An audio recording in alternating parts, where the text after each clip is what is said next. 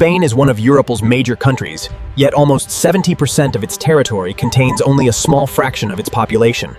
A striking demographic pattern emerged.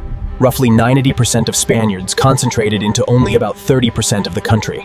At the center of the emptiness sits Madrid, a massive population island surrounded by some of Spain's sparsest inland provinces. Move toward many of Spain's coasts and the pattern reverses. Cities, ports, tourism, industry, and transportation concentrate millions of people near the sea. Much of inland Spain sits on the elevated meseta, broken by mountain systems and broad high plains that separate many communities.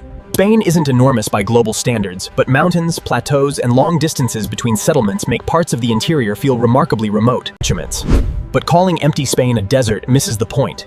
The interior contains farmland, forests, mountains, grasslands, and towns. Many inland villages were once far more active, supported by agriculture, local services, and generations of families living close to the land. During the 20th century, industrialization and expanding urban jobs began pulling millions of Spaniards away from the countryside and toward the cities. The rural exodus peaked during the 1960s and 70s, when huge numbers left agricultural communities for industrial and service sector jobs. Mechanized agriculture produced more with fewer workers, removing one of the main economic reasons large rural populations had remained in the countryside. Once young people leave, fewer children, fewer customers, and fewer workers can make schools, shops, transportation, and other services increasingly difficult to maintain. Some inland provinces reach population densities below 10 people per square kilometer, levels extraordinary for Western Europe.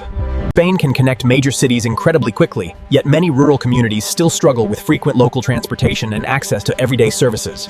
As the demographic divide grew harder to ignore, rural depopulation became a national political issue centered on services, jobs, infrastructure.